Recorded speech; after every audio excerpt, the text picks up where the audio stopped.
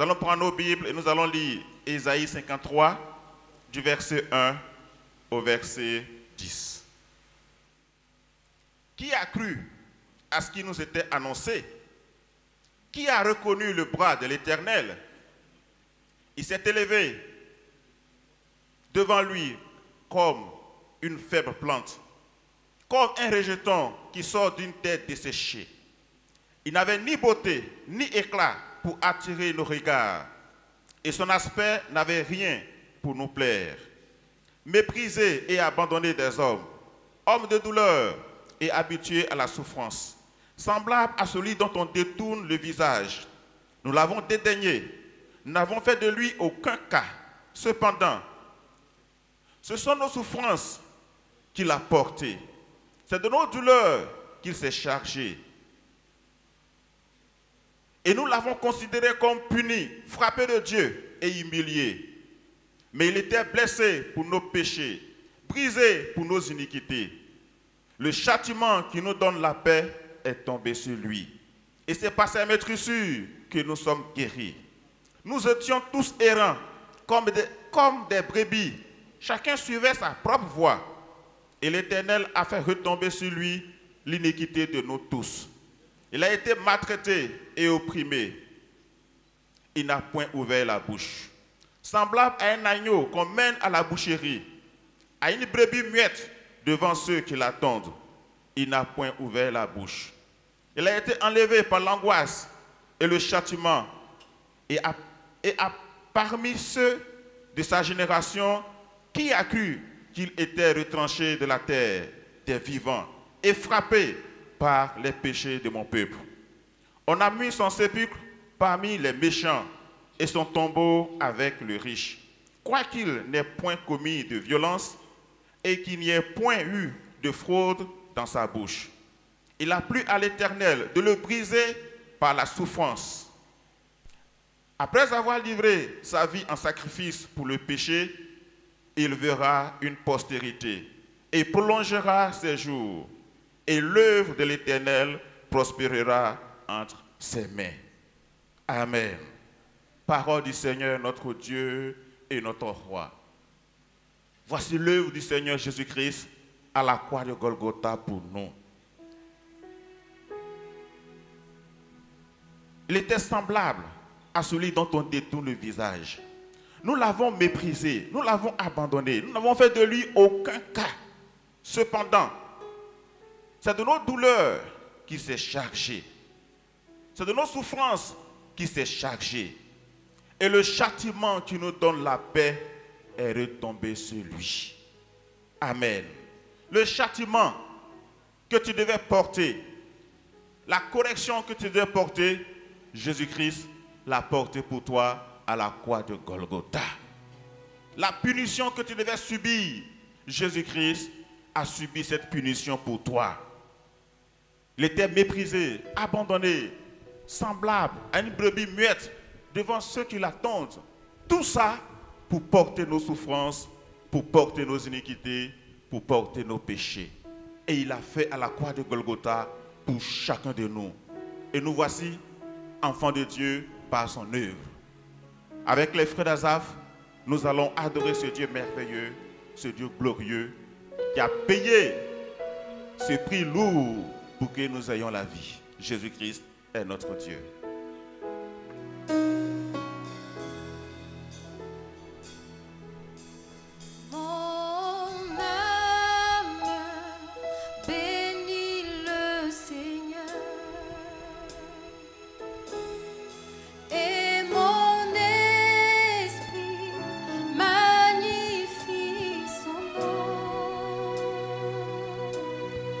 Car la mort n'a pas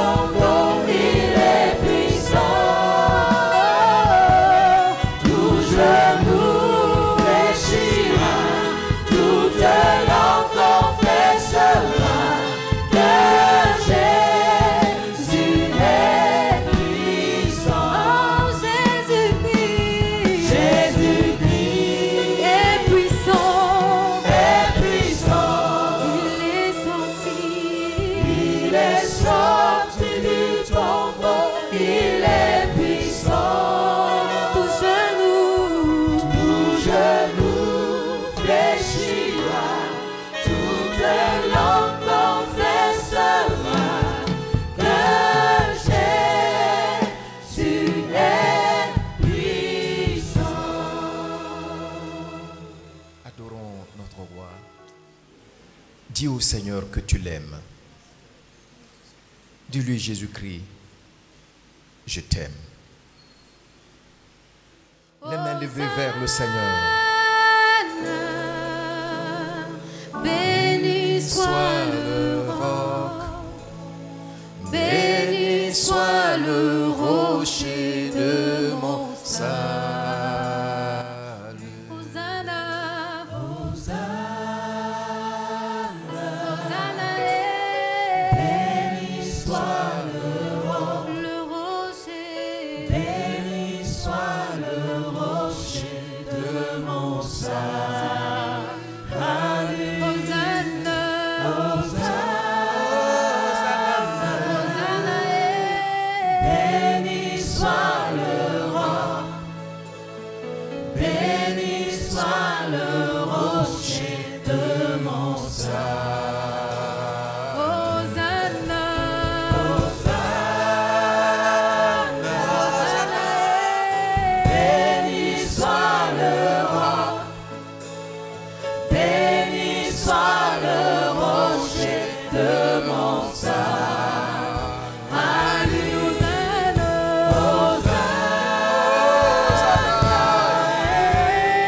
béni soit le roi, béni soit le rocher de mon salut.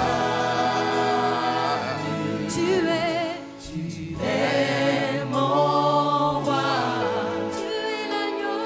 Tu es l'agneau, lion de Judas, descendance d'Abraham, le Tout-Puissant. Tu es le Fils de Dieu, tu es le roi de qui je suis. Seigneur, tu es mon roi. Tu es l'agneau, lion de Judas, descendance d'Abraham, le Tout-Puissant.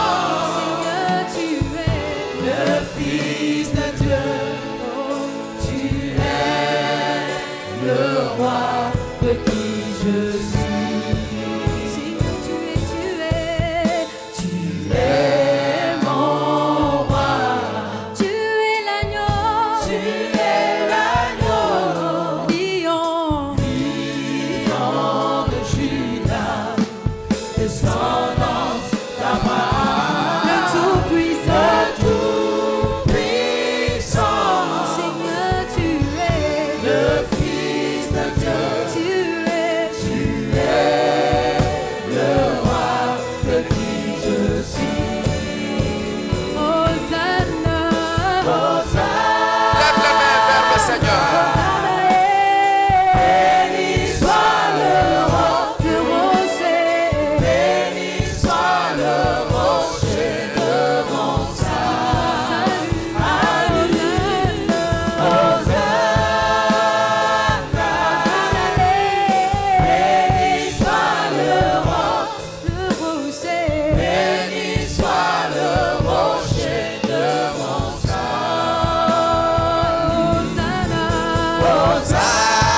Hosanna, béni soit le roc, béni soit le rocher de mon salut.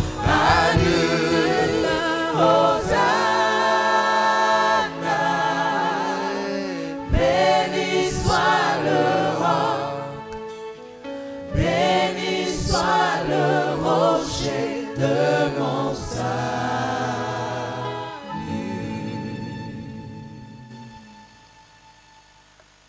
Oui, Jésus-Christ, ce matin, nous te disons merci. Nous te connaissons. Nous savons que tu es sorti du sein du Père par amour pour nous. tu as accepté que toi qui es le pain de vie, tu sois pétri avec l'huile du Saint-Esprit déposée dans le sein d'une vierge et sortir pour venir jusqu'à nous. Et tu es venu. Effectivement, si plusieurs n'ont pas cru au message, à ce qui nous était annoncé, à nous, par ta grâce et par ton esprit, tu nous as rendus capables non seulement d'accepter ce message que tu es le Fils du Dieu vivant et que tu es venu donner ta vie pour nous, et tu nous as rendus capables de t'accepter dans nos vies. Père, parce que nous avons marché avec toi, parce que, Seigneur, nous t'avons pratiqué, nous savons que tu es le Dieu véritable. Nous savons effectivement que tu es sorti vivant du tombeau, corps, âme et esprit,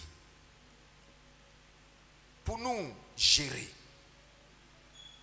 pour nous prendre en charge, pour nous rassurer dans un monde de terreur et d'injustice. Notre Dieu, nous t'aimons. Jésus-Christ, nous t'aimons. Parce que c'est toi-même qui nous as appris à nous aimer nous-mêmes. Si ce n'était pas le cas, tu es vraiment notre rocher.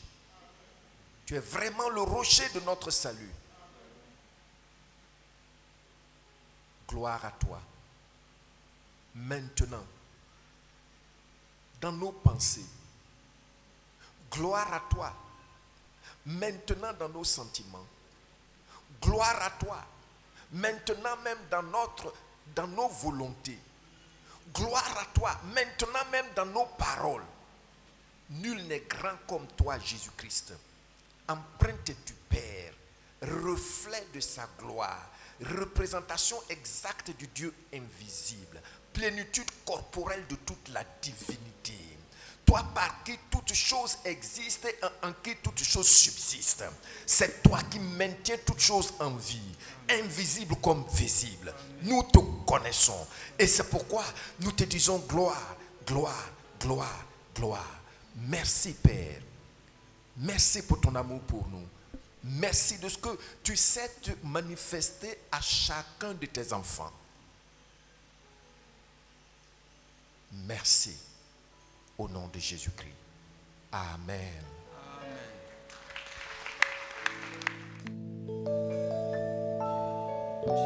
Tu étais là dès la création, Fils unique du Dieu très haut. Les mystères de ta gloire révélés en toi, Fils, notre Seigneur. Oh, ce nom est si merveilleux. Oh, ce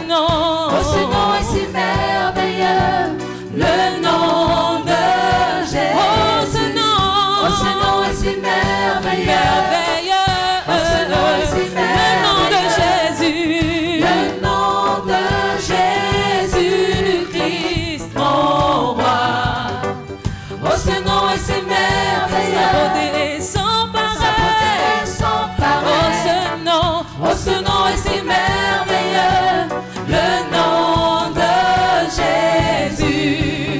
La terre a tremblé, le voile s'est déchiré, désarmant la mort et le péché.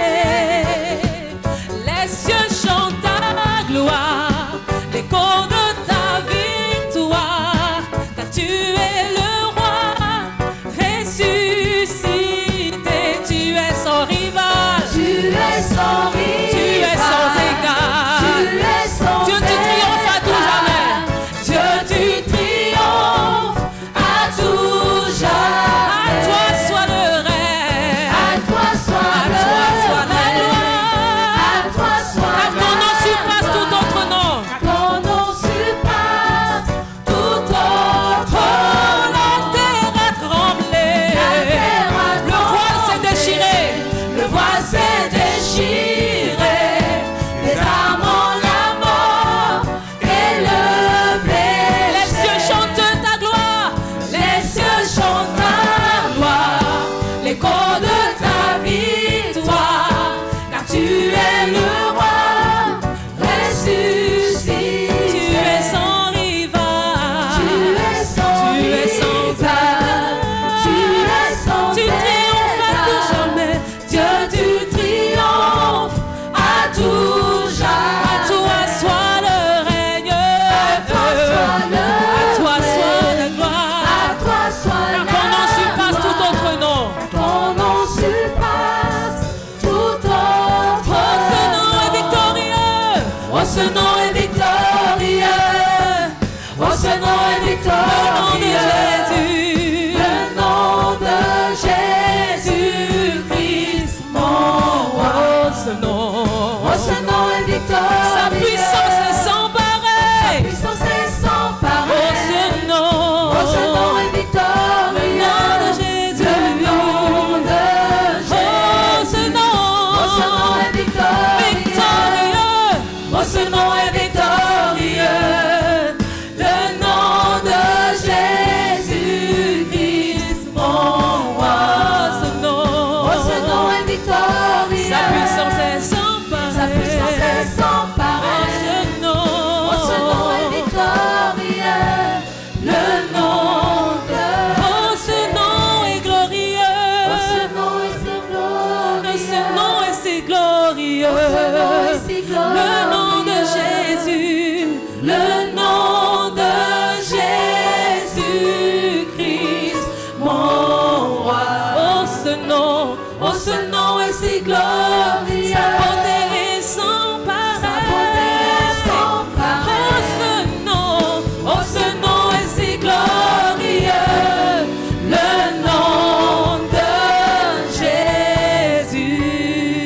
Jésus.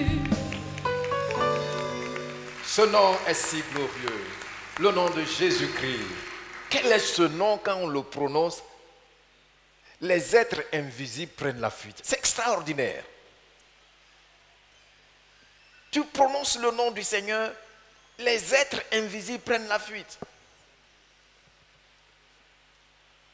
Il mérite un respect révérencieux. Amen. Et d'ailleurs, ça lui revient de droit. Même si tu ne le fais pas aujourd'hui, de gré, demain tu le feras de force. Amen. Ce matin, nous sommes dans l'atmosphère de Pâques. Nous partageons ensemble un message qui va nous conduire après à la Sainte Seine. Le titre de notre partage ce matin s'intitule « Pour un réveil authentique, mangeons la Pâque sans levain ». Je reprends. Pour un réveil authentique, mangeons la Pâque sans levain. Je voudrais que tu le dises après moi, tu le lises après moi. Pour un réveil authentique, mangeons la Pâque sans levain. Encore.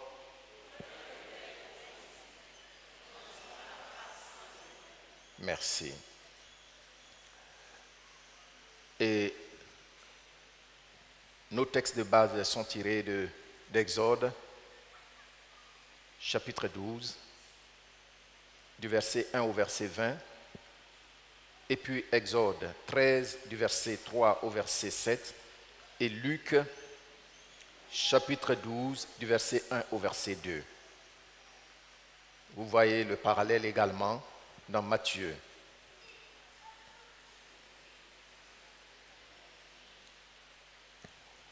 Alors, pour un réveil authentique, mangeons la Pâque sans levain.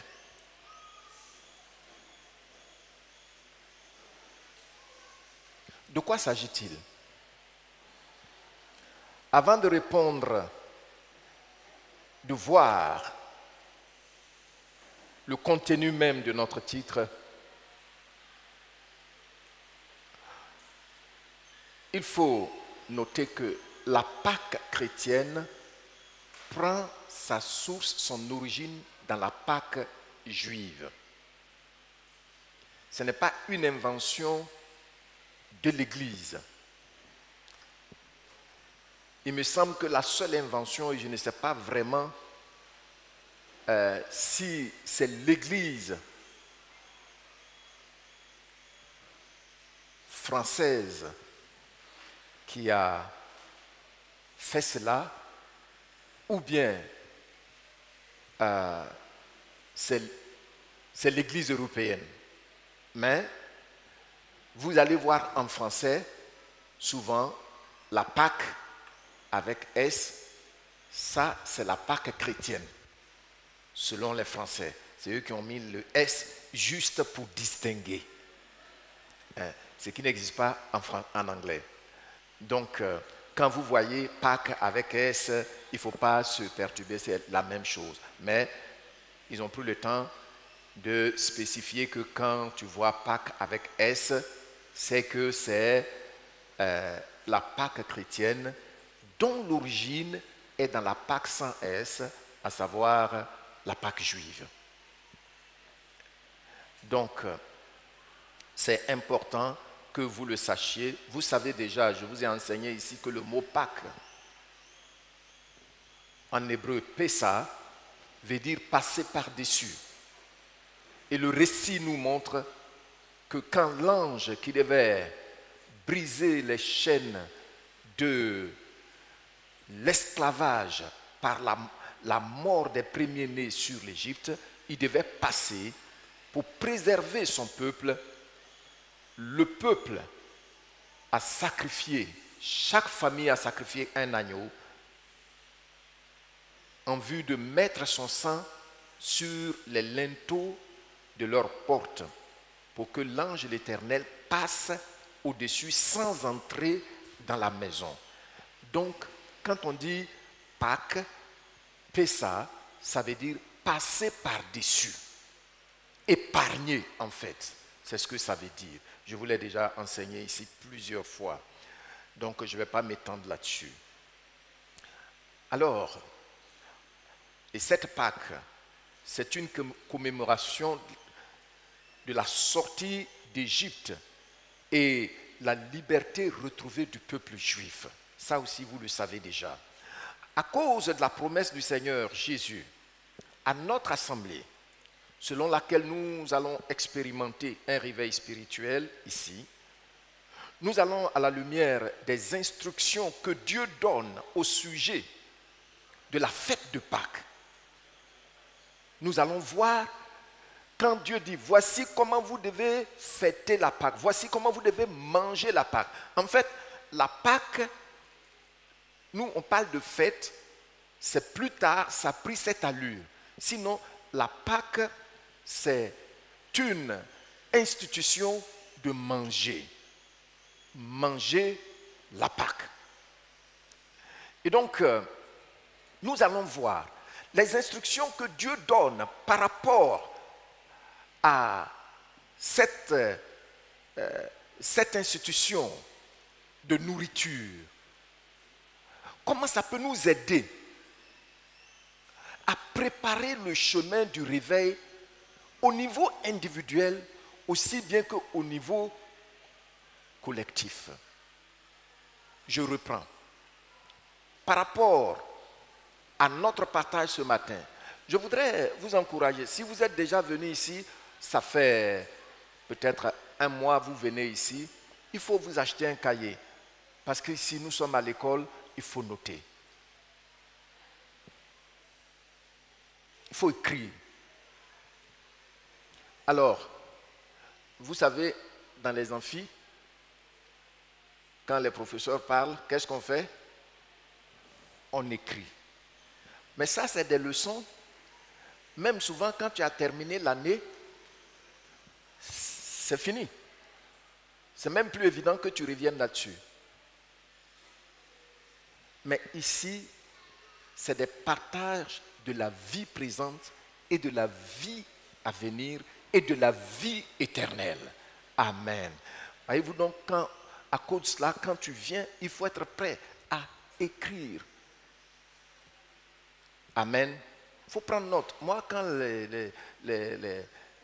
quelqu'un vient parler de la part du Seigneur, même, je peux vous montrer mon cahier. Qu'il soit pasteur ou pas, à partir du moment où il vient parler du Seigneur, j'écoute et je reçois. Et puis je note cela. Amen. Donc, je ferme la parenthèse.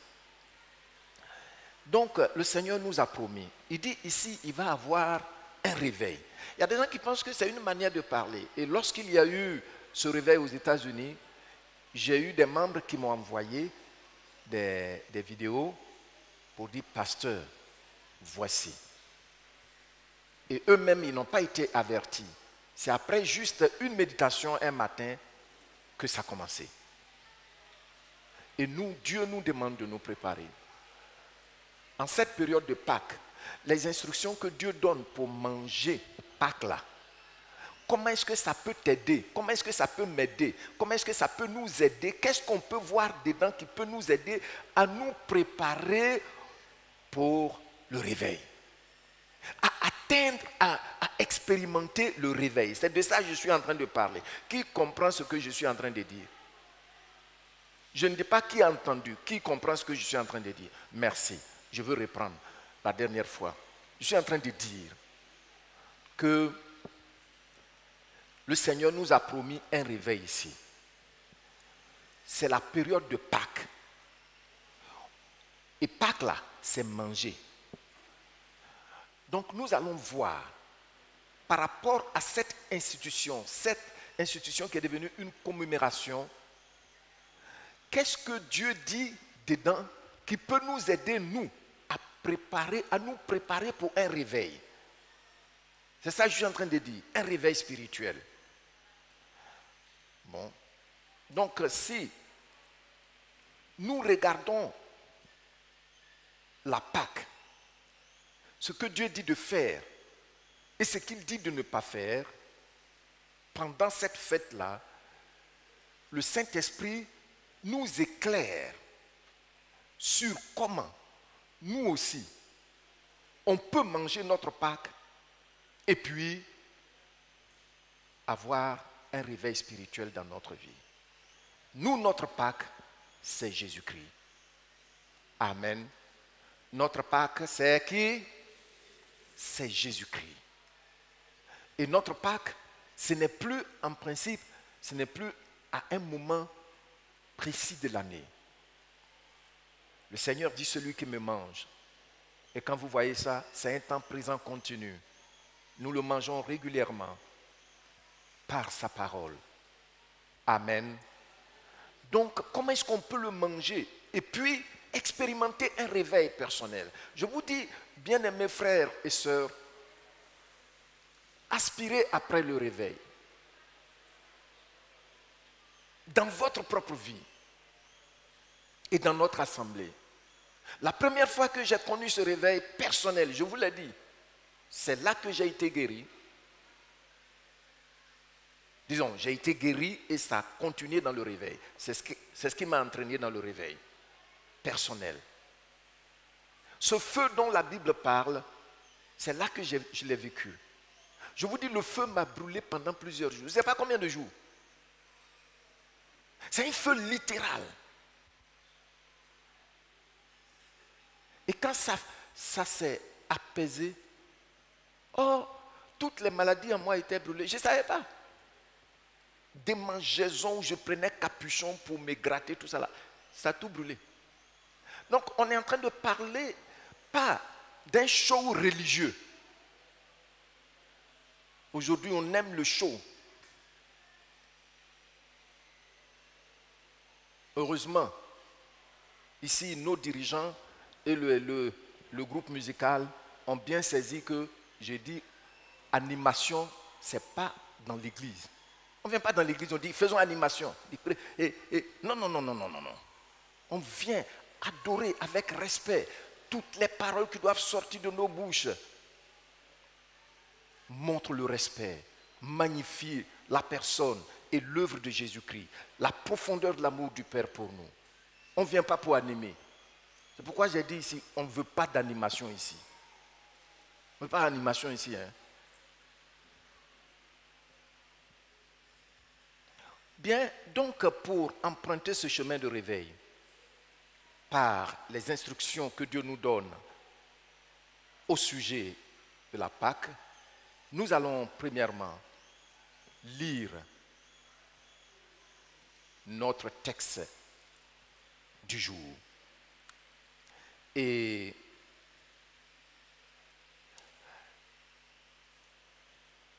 je vais vous demander de lire avec moi. On ne va pas tout lire. On va lire seulement les 5 premiers versets d'Exode.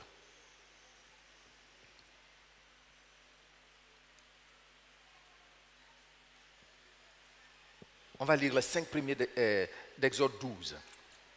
Je lis et puis tu lis après moi. L'Éternel dit à Moïse et à Aaron, dans le pays d'Égypte, ce mois-ci sera pour vous le premier des mois.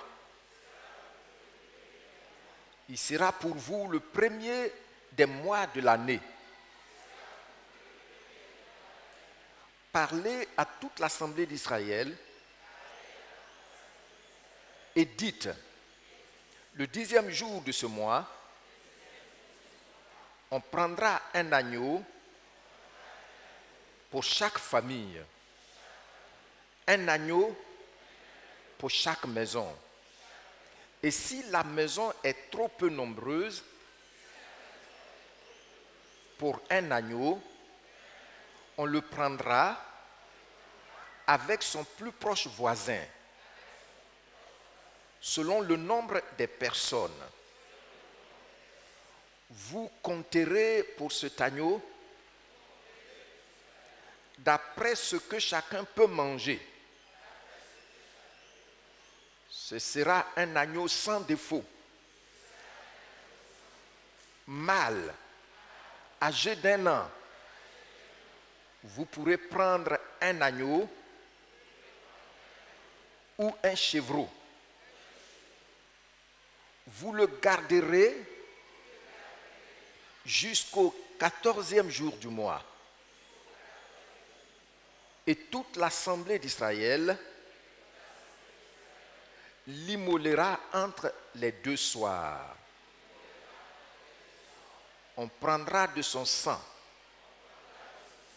et on en mettra sur les poteaux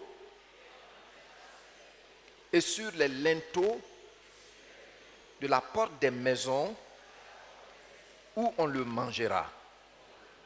Merci. Je suis allé jusqu'au verset 7. Alors, nous allons voir en un premier temps comment fêter une bonne Pâque selon Dieu. Je vous ai dit que c'est nous qui avions ajouté la fête. Sinon, c'était une cérémonie très importante pour un sacrifice et une nourriture. Comment fêter une bonne Pâque selon Dieu? C'est Dieu qui a institué la Pâque. Ce n'est pas les Juifs, ce n'est pas Moïse qui s'est creusé les méninges pour l'imposer aux Juifs. Non, aux Israélites. Moïse non plus ne l'a pas vu dans un autre peuple. Et ça, c'est ce qui montre son originalité, que ça vient vraiment de Dieu. Et donc ici,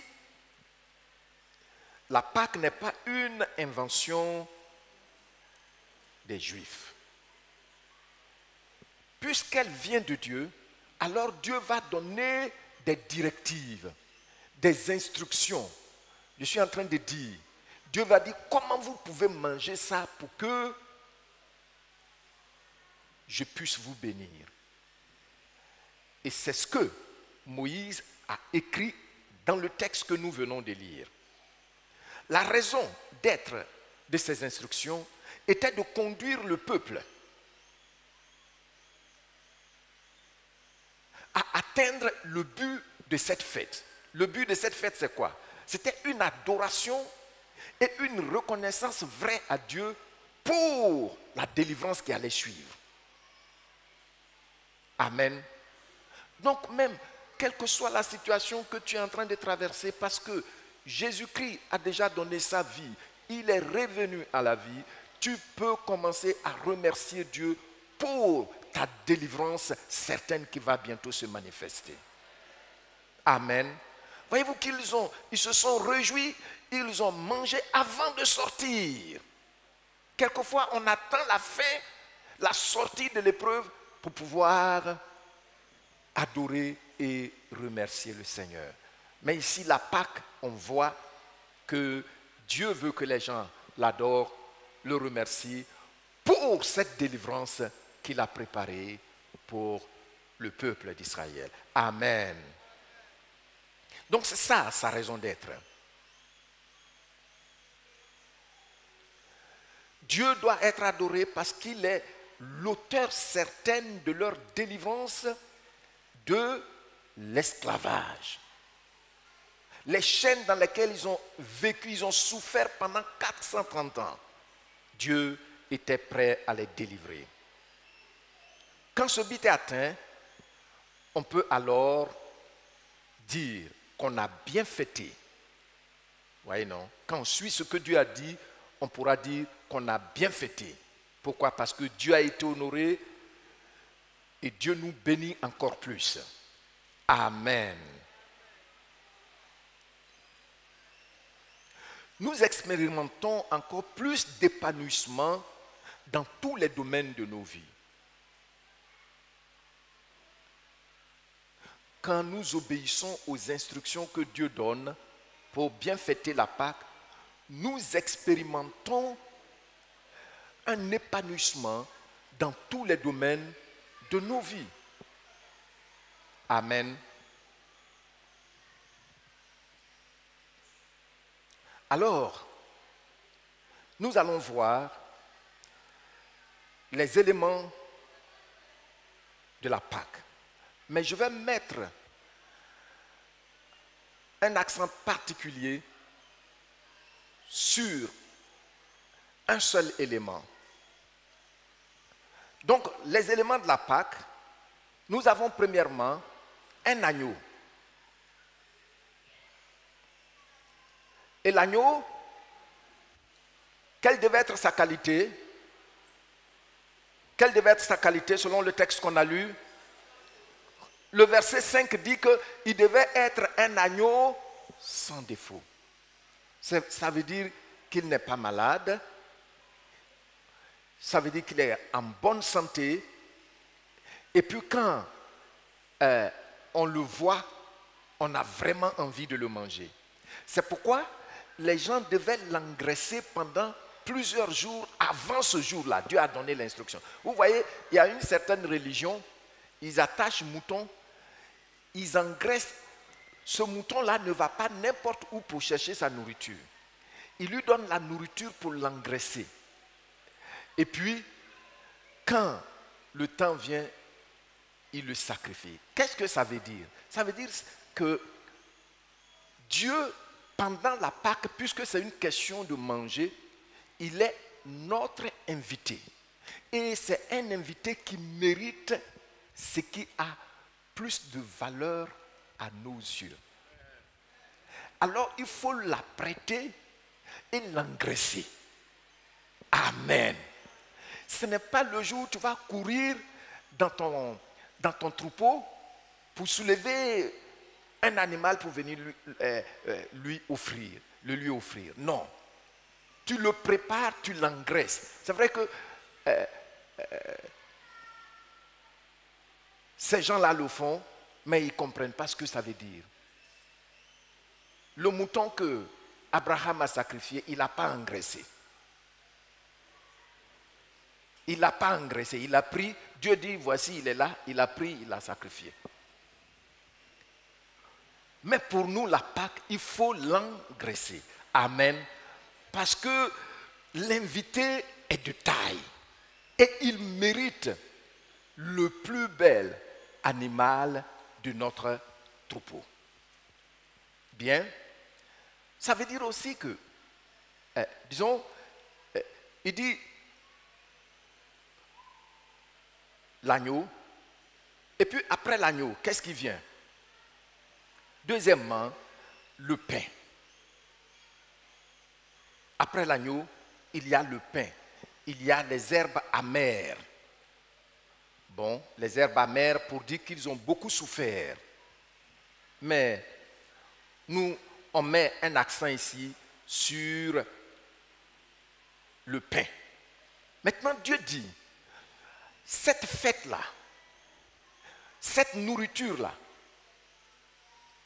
nous devons respecter la qualité, la norme de qualité que lui, il nous impose. Je reprends. Dieu dit que pendant cette fête-là, nous devons respecter la norme de la qualité de la nourriture que nous devons manger avec lui. Parce qu'il vient comme notre invité pour nous rendre ministère. On ne peut pas lui donner du n'importe quoi. L'agneau, on a vu. Et le pain, la qualité du pain qu'on doit lui donner, Dieu dit que ça doit être du pain sans levain. C'est-à-dire, la farine là, on ne va pas mettre de la levure dedans. C'est du pain solide. C'est du pain pur que tu dois lui donner. Amen. Et nous voyons cela au verset 8. Nous voyons, cette même nuit, on mangera de la chair rôtie au feu.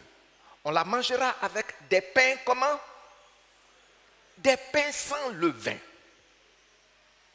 Des pains sans levain. Regardez, verset 15. Regardez le verset 15. Dieu va insister sur la qualité de la nourriture. Verset 15, vous lisez après moi. Je pense que ça est là, pour ceux qui n'ont pas de Bible. La projection des Écritures, c'est pour ceux qui n'ont pas de Bible. Sinon, vous qui connaissiez déjà le Seigneur, apprenez à connaître la Bible. Il y a des gens qui sont là, ils ont connu le Seigneur, ça fait peut-être 5 ans. Mais si tu dis nombre, ils sont en train d'aller vers Apocalypse. C'est pas bon.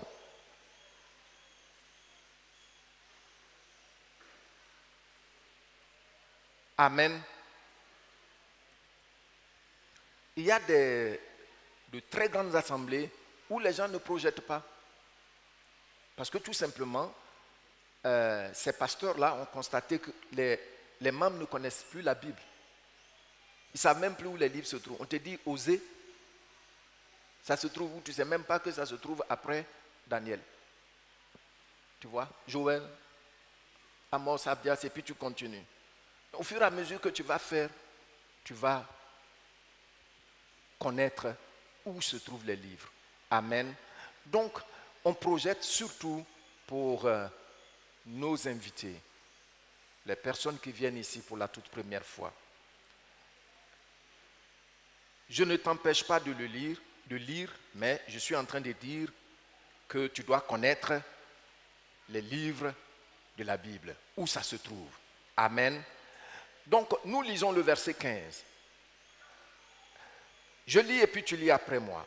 Pendant 7 jours, vous mangerez quoi? Vous mangerez quoi? Dès le premier jour, il dit quoi? Il n'y aura plus de levain dans vos maisons. Et puis, écoutez, il continue la lecture. Car toute personne qui mangera du pain levé, du 1er au 7e jour, on va l'acclamer. C'est ça, non? Vous voyez, non? Ça veut dire que la qualité là, Dieu insiste tellement là-dessus qu'il dit, si tu enfreins cela, tu ne manges pas la qualité pendant une semaine, même si on trouve le levain là dans ta maison. C'est au prix de ta vie, ta propre vie. Dans l'Ancien Testament, je vais ouvrir une parenthèse. Vous savez que j'aime ouvrir les parenthèses. Dans l'Ancien Testament, la délivrance s'opérait en tuant la personne. C'est comme ça qu'ils exerçaient le ministère de délivrance. Pourquoi?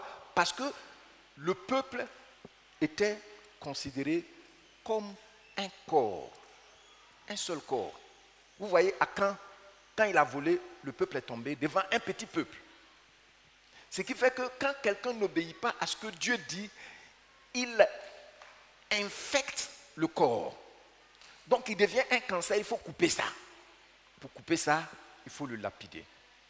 Aujourd'hui, les gens vivent dans le désordre et puis ils se révoltent.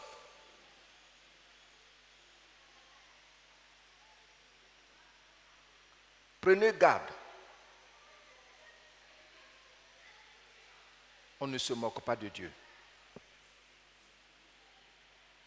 Donc, il dit ici, si on trouve le levain là chez toi, tu seras retranché. Et j'ai comme l'impression que ils avaient même des commissaires qui devaient vérifier dans les maisons si l'espace de temps que Dieu a donné, quelqu'un a gardé du levain. Écoutez, je commence à me poser la question, mais le levain là même, ce n'est pas Dieu qui a créé ça. Pourquoi ça peut entraîner la mort de quelqu'un? Mais c'est Dieu qui sait. Regardez. Le verset 17. On lit le verset 17a seulement. Il dit quoi? Vous observerez, vous lisez après moi, vous observerez la fête des pains. De quelle qualité? Verset 18. Et vous lisez après moi, le premier mois, le 14e jour du mois, au soir, vous mangerez des pains sans levain jusqu'au 21e jour. Donc, vous voyez que ça fait, il dit une semaine, le chiffre 7, la plénitude, le chiffre 7. Alors, donc, pendant toute une semaine, vous allez manger le pain sans levain. Regardons le verset 19. Lisons le verset 19. Pendant 7 jours, vous voyez que verset 18, il a dit jusqu'au soir du 21e jour. Si je n'ai pas bien compris, alors il revient encore pour m'éclairer. Quand vous lisez le texte là, vous allez voir souvent, il a dit ça tantôt d'une manière, et puis il revient pour dire ça tantôt d'une autre, pour que tu puisses bien le comprendre, pour ne pas dire moi je n'ai pas compris ce que je n'ai pas compris ce que le Seigneur a dit. Alors il revient ici au verset 19. Et je lis, tu lis après moi. Voyez-vous qu'il va préciser maintenant 7 jours. Pendant 7 jours, il ne se trouvera point de levain dans vos maisons. Car toute personne qui mangera du pain levé sera retranchée de l'assemblée d'Israël. Que ce soit un étranger ou un indigent. Voyez-vous comment ça devient, ça prend de l'intensité, les instructions que Dieu donne. Il dit au début, vous allez manger cette fête-là, vous allez manger du pain sans levain. On continue. Il dit, bon, pendant 7 jours, vous allez manger du pain sans levain. Après, il dit, pendant 7 jours, si on trouve du levain dans ta maison, c'est au prix de ta vie. Et puis après, on dit, même si c'est un étranger, c'est-à-dire il ne fait pas partie du peuple, il ne fait pas partie de l'alliance, mais il mange le pain sans levain, c'est fini. Alors, nous allons voir un autre aspect de notre première marche. L'état, quel devait être l'état de ceux qui mangeaient la Pâque? Quel devait être l'état de ceux qui mangeaient la Pâque? Exode, chapitre 12, le verset 11. C'est-à-dire, ceux qui doivent manger là, un agneau sans défaut, du pain sans levain, avec les herbes. Qui sont ceux qui devaient manger ça? Ils devaient être dans quelles conditions? Ils devaient être dans quelles conditions? C'est ce que je suis en train de dire. Lisons ensemble Exode chapitre 12 verset 11. Quand vous le mangerez, vous aurez vos reins sains, vos souliers aux pieds et votre bâton à la main. Et vous le mangerez à la hâte. Et puis qu'est-ce qu'il dit? C'est la Pâque de l'Éternel, le repas que Dieu vous offre pour votre délivrance. C'est le repas de l'ange de délivrance. Il va passer au-dessus de vos maisons parce que non seulement vous y avez mis du sang, le sang de l'agneau que vous avez sacrifié, mais aussi vous avez mangé l'agneau. Amen. Donc, lorsque nous lisons plus tard dans Nombre 9, du verset 11 au verset 12, je reprends Nombre 9, du verset 11 au verset 12, Dieu dit que aucun des os du mouton qu'ils vont manger là ne doit être brisé. Tu ne vas pas manger os là. Et puis après, tu commences à tout broyer. Dieu dit, on ne fait pas ça. Tu as compris, non? Parce que c'est moelleux, c'est spongieux, tu commences à manger ça. Dieu dit non. Peut-être que c'est à cause de ça même, il dit, je dis peut-être, il dit de ne pas le cuire avec de l'eau. Sinon, les gens vont l'assaisonner et puis ils vont commencer à casser les os là et puis ils tirent. Hein? Donc, voici les conditions. Je survole ça comme ça. Maintenant, nous voyons la Pâque chrétienne. Deuxièmement, l'origine de la Pâque chrétienne, je l'ai déjà dit,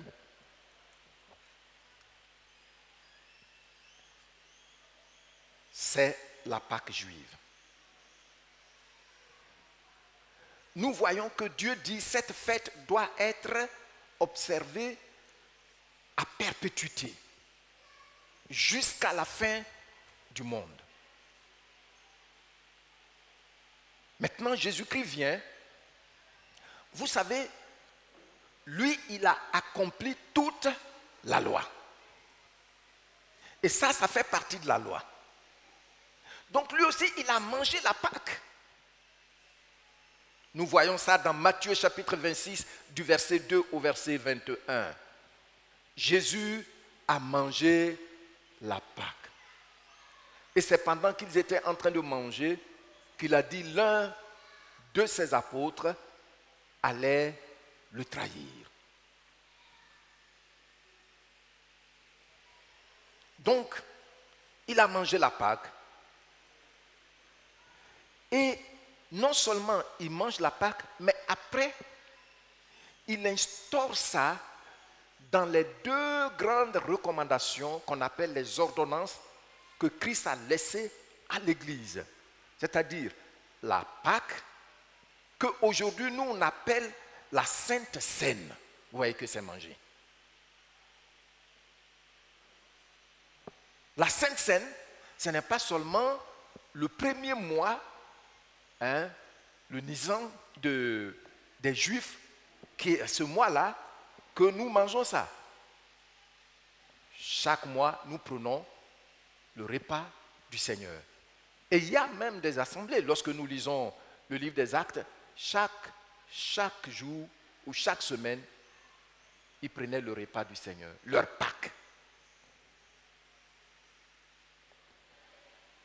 Donc nous voyons dans 1 Corinthiens, chapitre 11, du verset 22 au verset 26, il dit, n'avez-vous pas des maisons pour y manger et boire, ou méprisez-vous l'église de Dieu et faites-vous honte à ceux qui n'ont rien? Que vous dirai-je? Vous louerai-je? En cela, je ne vous loue pas. Le verset 23. Et il dit, car j'ai reçu du Seigneur ce que je vous ai enseigné. C'est que le Seigneur Jésus, dans la nuit où il fut livré, prit du pain. Et après avoir rendu grâce, le rompit et dit, ceci est mon corps qui est rompu pour vous. Faites ceci en mémoire de moi. De même, après avoir soupé, il prit la coupe et dit, cette coupe est la nouvelle alliance en mon sang. Faites ceci en mémoire de moi toutes les fois que vous en boirez. Car toutes les fois que vous mangez ce pain et que vous buvez cette coupe, vous annoncez la mort du Seigneur jusqu'à ce qu'il vienne. Amen. Donc Paul nous montre que même à lui, il n'était pas avec les apôtres, mais le Seigneur est venu personnellement lui dire que vous devez prendre le repas de la Sainte Seine qui est la Pâque. Amen. Cette fête-là, disons ce repas qui est aussi notre fête quand nous prenons la Pâque, quelles en sont les conditions? D'abord, ce qu'il nous faut, il faut un agneau et du pain et du vin. Mais bien sûr, la qualité du pain n'a pas varié. La grande particularité entre la Pâque juive et sa continuité instaurée par Jésus-Christ dans son Église, c'est que dans la Pâque juive, chaque famille devait chercher son agneau, préparer son mouton. Mais ici, dans la Pâque chrétienne, c'est Dieu lui-même, non seulement il est venu vers nous, mais il est venu avec son mouton. Pas pour une seule famille, mais il est venu avec un seul mouton pour toute la terre. Acclamons notre Dieu.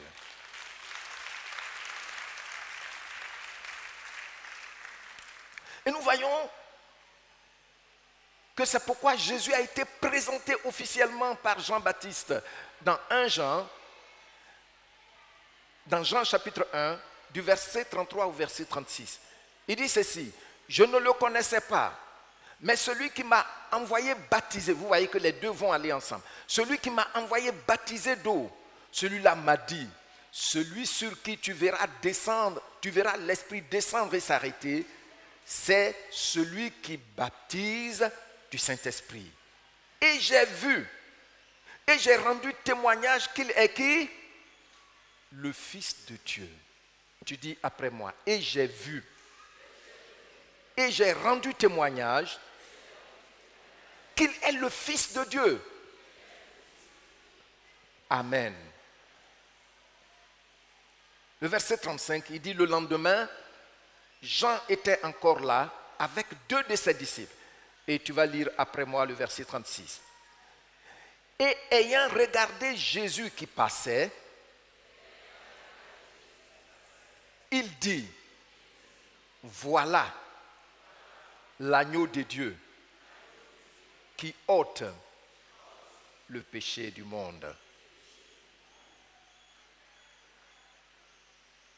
Ça, voilà l'agneau de Dieu.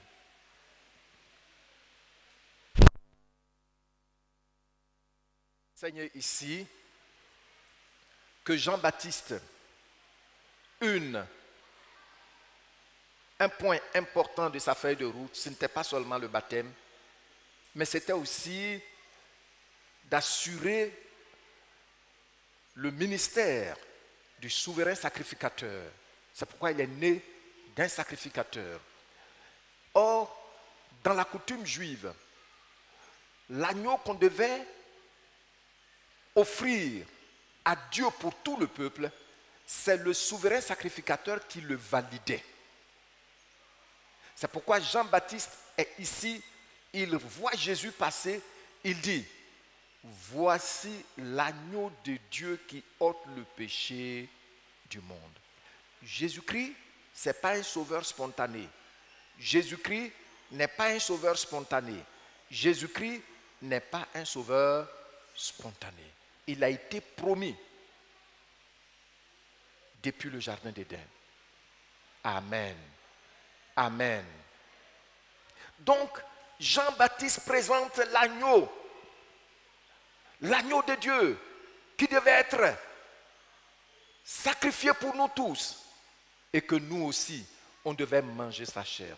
C'est pourquoi, quand vous lisez souvent les Écritures, Jésus dit des choses qui scandalisaient les Juifs. Il dit, si vous ne mangez de ma chair et si vous ne buvez de mon sang, vous ne pouvez pas entrer dans le royaume de Dieu. C'est-à-dire, la paix de Dieu ne peut venir en vous. Alors, mes bien-aimés, comment donc manger notre Pâques, nous?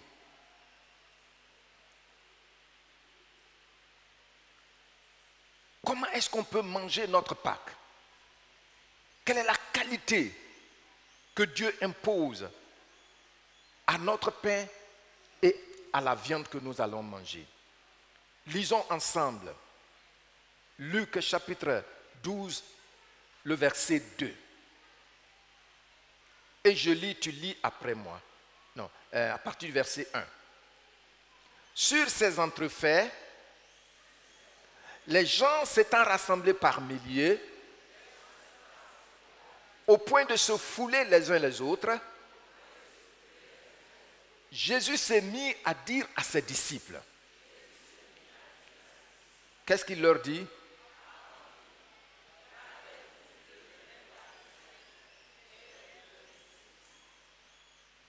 Vous voyez ça?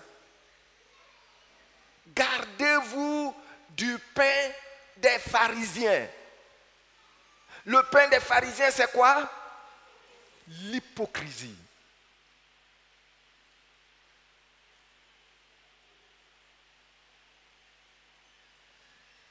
L'hypocrisie, c'est les Grecs, ce mot vient du grec. Les Grecs l'utilisaient pour les bals masqués. C'est-à-dire, ils avaient des bals masqués. Et dit-on que quand j'étais en Turquie et qu'on m'a expliqué, quand j'étais allé pour le pèlerinage, on m'a expliqué, c'était encore plus intéressant. Les Grecs organisaient des fêtes de bals masqués. Et quand tu vas à cette fête de bal masqué, toute femme avec laquelle tu danses, après tu vas avec elle. C'est après cela que tu enlèves ton masque. Elle aussi, elle enlève son masque et vous vous découvrez. Même si elle est mariée. Vous voyez ça?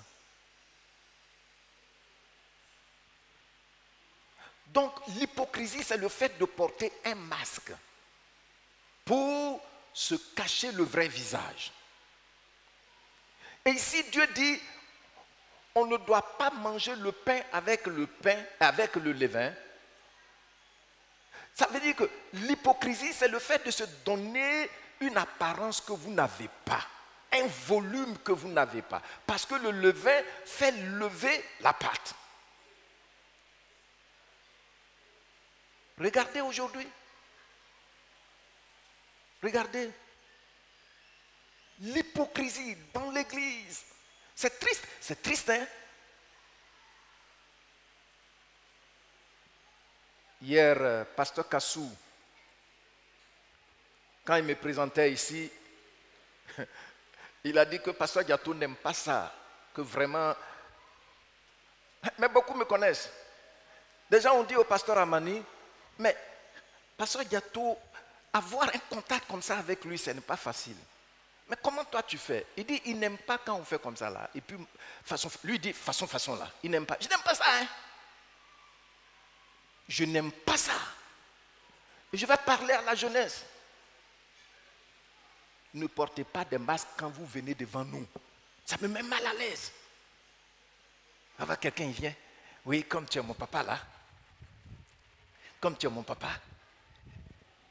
Donc je vais me marier comme tu es mon papa. Ah bon? Est-ce que tu t'es occupé de ton papa pour lui montrer que c'est ton papa?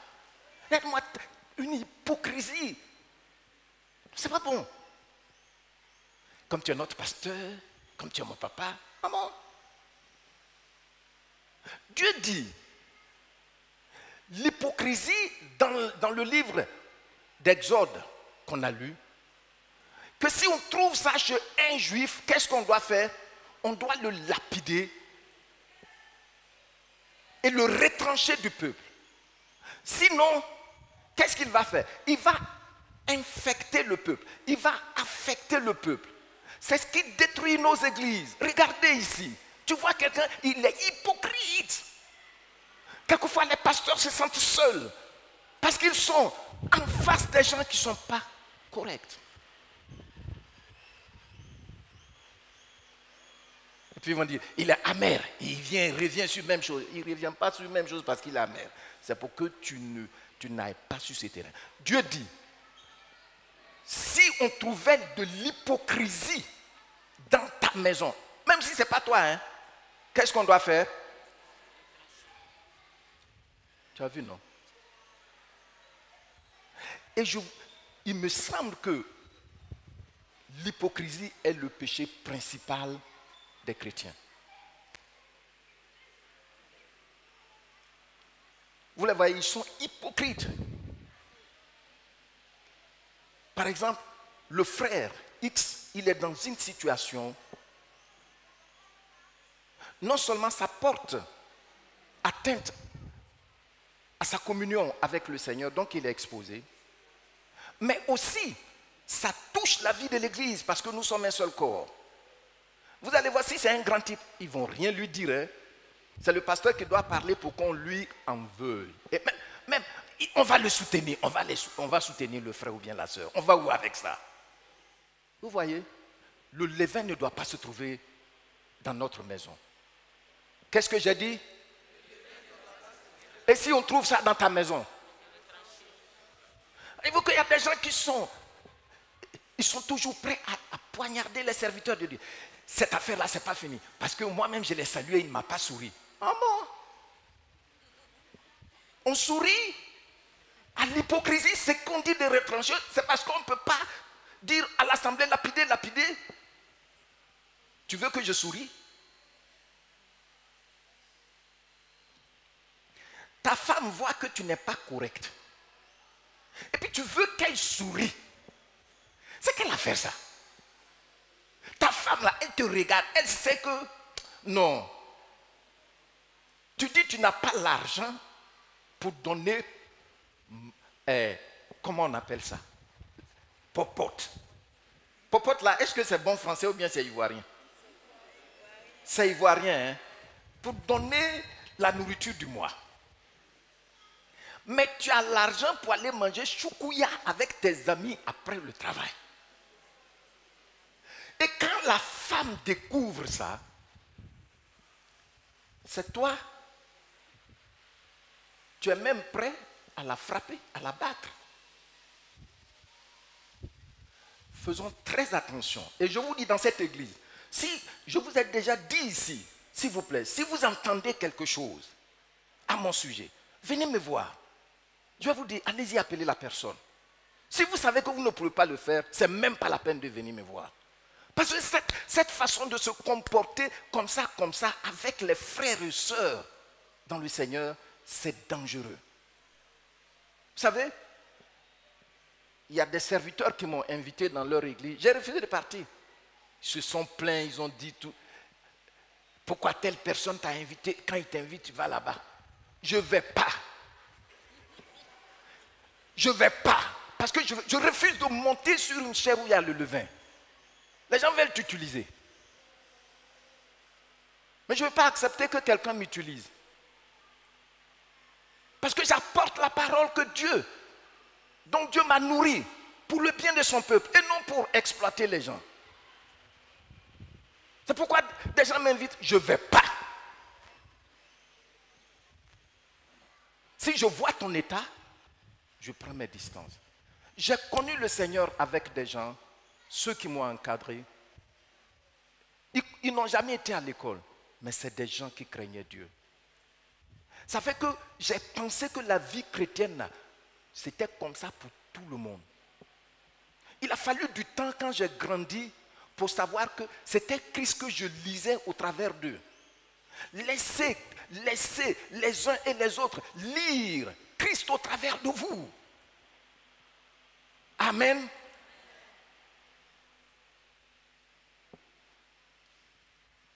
Quelqu'un vit dans le désordre, ça gâte le témoignage de l'église et tout ça, ça affecte l'église parce que c'est plus facile de copier le mal que le bien. On soutient la personne comme ça. La personne fait comme si elle va mourir. Ah bon? C'est parce qu'on ne t'a pas lapidé. Dans le Nouveau Testament, on ne lapide plus. Pourquoi? Parce que Jésus-Christ est la vie. Tu comprends ça, non? Donc quand il dit je suis la vie, nous qui exercions le ministère de délivrance là, on comprend ça facilement. Il ne va pas te lapider pour te tuer, pour que le démon... Parce que quand le démon sort de la personne, quand la personne meurt, le démon ne peut plus rester dans le corps mort, puisqu'il vit du sang. Et c'est la raison pour laquelle, bon, je suis en train d'ouvrir encore une parenthèse, c'est la raison pour laquelle quand quelqu'un est sorcier et qu'il veut donner, léguer ça avant de mourir, il fait tout pour voir à qui il peut transmettre ça avant de mourir, l'esprit. Parce que l'esprit a besoin d'un corps avec la vie, avec le sang. Mais Jésus-Christ, il est venu, par sa parole, l'esprit sort. Et puis nous sommes comment? Libérés. C'est pourquoi quand on dit, Jésus-Christ dit, je suis la vie, je suis la vie. Vous voyez, on ne lapide plus. Amen. Si nous voulons fêter une bonne Pâque, chaque fois, chaque jour, parce que Christ est désormais, nous, notre Pâque. Chaque année, on ne va plus prendre un agneau. Dieu a donné son Fils qui est l'agneau une bonne fois pour toutes. Acclamons le Seigneur.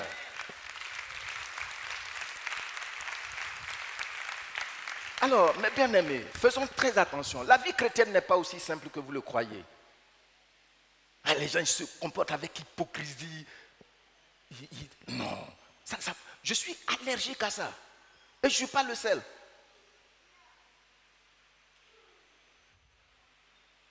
Je ne suis pas le seul. Les gens, ils font comme ça, ils font comme ça, ils font comme ça. Ils savent, voici ce que Dieu dit de faire. Non seulement ils ne vont pas le faire, mais ils vont aussi encourager les autres à faire comme eux. Comment l'Esprit de Dieu va-t-il agir si le levain est trouvé dans notre maison? Ton cœur, ta vie. Nous sommes en train de parler de réveil. Mais j'ai vu des chrétiens dans cette église qui ont expérimenté un réveil personnel à leur niveau. Comme la veuve de Sarepta. Mais pourquoi ce n'est pas tout le monde?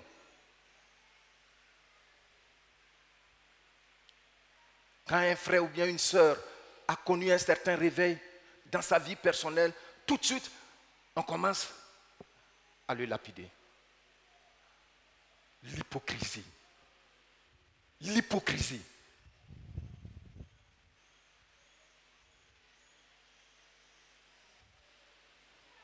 Toute désobéissance qui entre dans ta vie affecte ton repas de Pâques.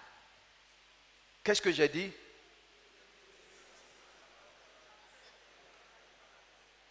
Amen. Il faut comprendre ça, même quand tu parles mal. Vous savez, depuis mon ministère, j'ai eu 2 personnes seulement qui m'ont insulté. Ici dans l'église. Je n'ai jamais répondu. Le dernier cas, c'est mon diacre qui est parti. Lui m'a insulté plusieurs fois. Je n'en ai jamais parlé. Pourquoi? Parce que je ne veux pas souiller le pain que je mange. Faisons très attention. Nous sommes appelés à savoir que toute désobéissance que tu héberges en toi devient du pain avec le levain. C'est pourquoi les chrétiens ne sont pas puissants. Regarde, un petit sorcier vient, il va te troubler, il va t'injecter une maladie, il va te... Pourquoi? Pourquoi quand celui qui t'a sauvé dit, celui qui est en toi est plus grand que celui qui est dans ce monde? Pourquoi? Pourquoi? Est-ce que c'est chez vous seulement qu'on trouve des sorciers? C'est chez vous seulement il y a des sorciers? Si je te dis pour moi, peut-être, tu vas commencer à trembler.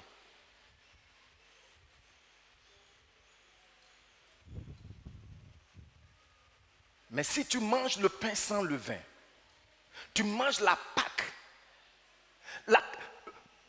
Actuellement, nous, on n'a plus à nous soucier du mouton. Dieu lui-même, il a choisi la qualité, il nous l'a déjà donné.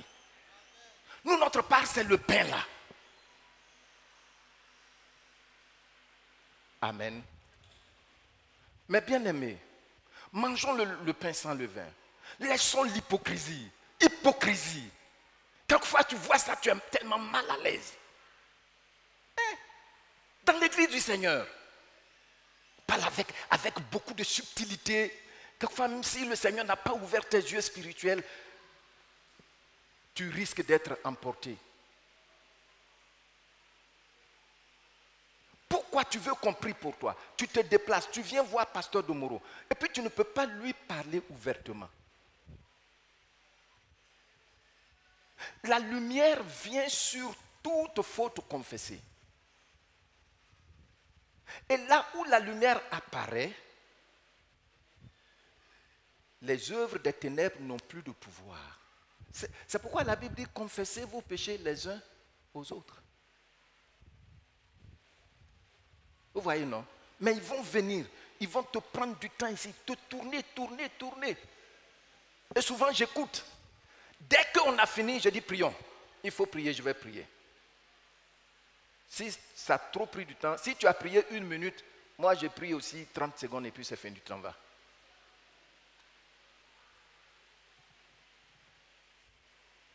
Vous voyez, mes bien-aimés, quelle que soit l'onction qui est dans quelqu'un, un serviteur de Dieu, si tu es hypocrite, il va t'imposer les mains avec toute la compassion que le Saint-Esprit a déposée en lui. Ça ne te donnera aucun profit. Ouvrons-nous. Christ est notre Pâque. Christ est. Je ne vous entends pas. Christ est notre Pâque. Comment on peut être aussi hypocrite à ce point-là? Comment?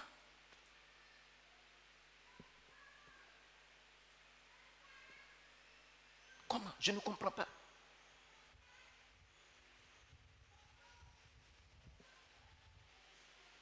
Mirez-vous dans la parole de Dieu, mes bien-aimés. Le Seigneur dit ici que pendant que nous sommes en train de rechercher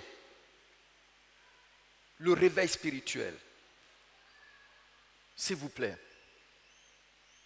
voici la Pâque nous enseigne comment marcher vers ce réveil spirituel. Amen. Amen.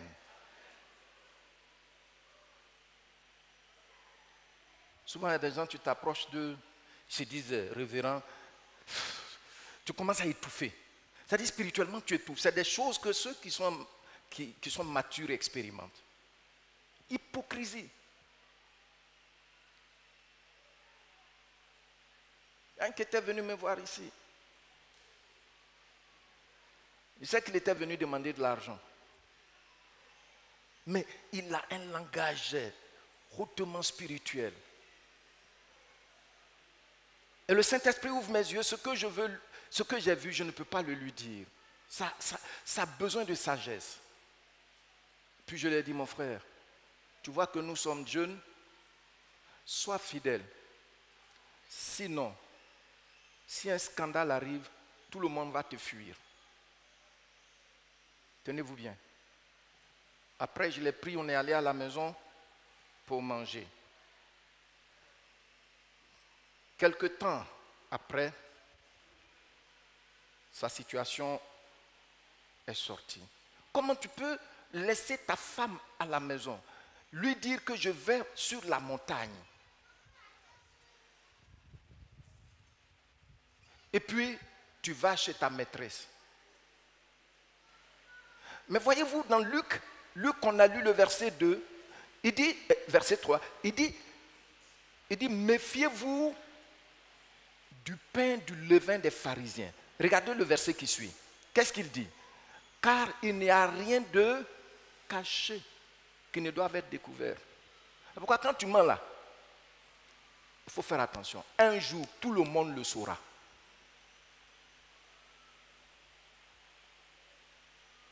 Une femme hypocrite, hyper hypocrite dans la Bible, c'est Jézabel. C'est pourquoi son nom est toujours gardé là.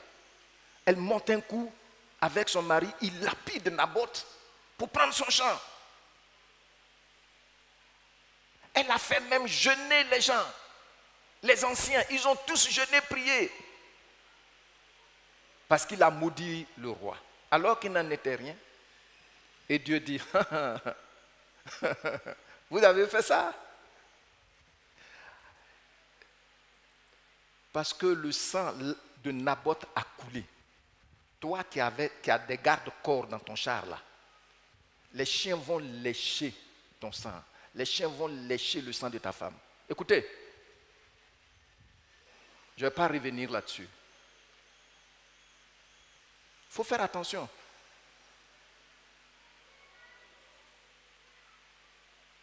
Si tu verses le sang, tu lapides, tu fais lapider une sœur, un frère, par ton réseau, un jour, les chiens vont lécher ton sang, même si tu as des garde-corps. Les gens ne savent pas ça. J'ai appris certains principes, je vous en ai déjà parlé ici.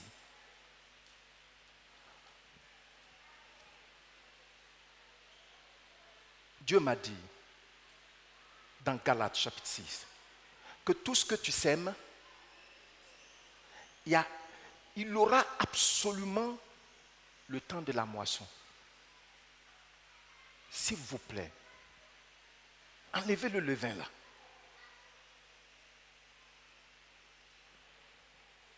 Je vous ai parlé du monsieur. Plus tard, sa situation est sortie dans une petite ville de l'intérieur. Tu vas chez ta maîtresse et puis tu dis tu es allé sur la montagne. Quand c'est sorti, tout le monde s'est dispersé. Exactement comme je lui avais dit ça ici.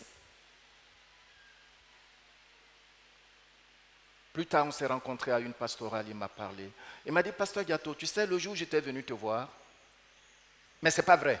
Il était venu pour demander de l'aide parce que ce n'est pas la première fois. Il a dit, le jour où j'étais venu te voir, j'étais venu pour partager ma situation avec toi. Mais tu m'as dévancé et j'ai eu peur. Quand on est parti à la maison là, est-ce que tu as vu que j'ai bien mangé? J'ai dit, je n'ai pas fait attention, je ne me souviens même plus. Il dit, je n'ai pas bien mangé. Parce que quand tu m'as parlé, mais les gens s'amusent avec le Saint-Esprit. Les gens pensent que le Saint-Esprit, c'est juste pour un show, quoi. Est-ce que le Saint-Esprit, il est piment? Il est doux. Est-ce qu'il est piment? Pourquoi vous faites ça même?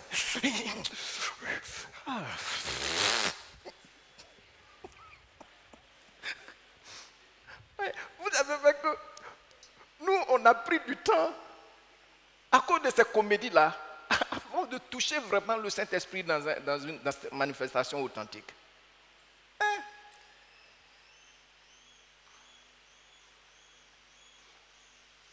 Quand, par la grâce de Dieu, au mois prochain, je vais enseigner sur les dons, je vais vous dire certaines choses.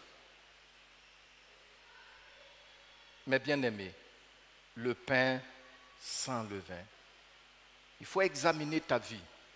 S'il vous plaît, une meilleure manière d'entretenir ses relations avec Dieu, c'est de ne pas avoir honte de t'ouvrir à lui quand bien même qu'il voit tout. Je reprends. Une manière d'entretenir de bonnes relations avec Dieu, c'est de ne pas avoir honte de t'ouvrir à lui. Seigneur, vraiment, j'ai menti à mon frère. Seigneur, la sœur là, je l'ai critiquée, puis je suis parti, je la regarde, je souris. Non, Seigneur, pardonne-moi. Je ne vais plus faire ça. Et puis tu prends la décision. Et puis tout de suite, tu es restauré. Amen. Vous comprenez ça? Il ne faut pas avoir honte de t'ouvrir au Seigneur. Il ne faut pas non plus avoir peur.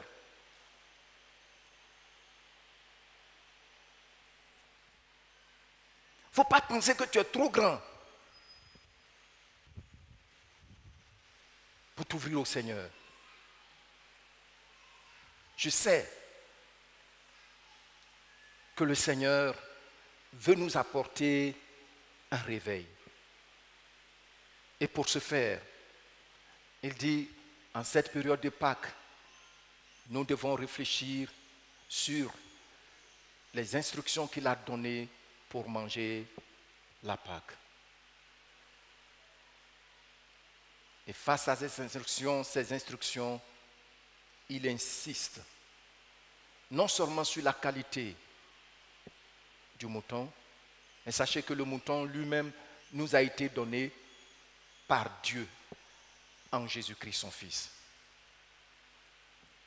Mais aussi, il insiste sur le fait que nous devons manger le pain, mais le pain sans levain.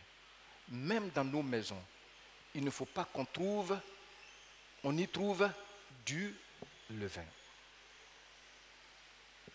Ensuite, vous allez voir que déjà, Exode qu'on a lu parle des armes spirituelles d'Éphésiens 6. C'est ce qu'il y a là.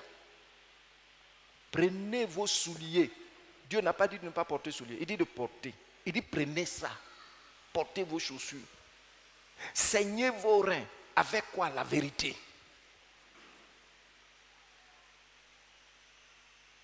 Prenez votre canne. Appuyez-vous là-dessus.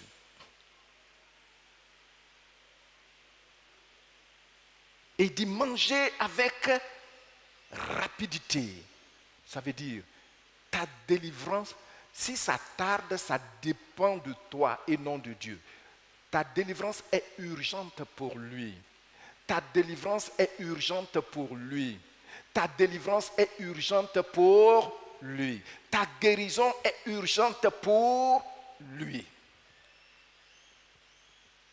Il dit il faut faire vite. Comme ça, voici la délivrance, la restauration et le réveil sont en partage. Que le Seigneur vous bénisse.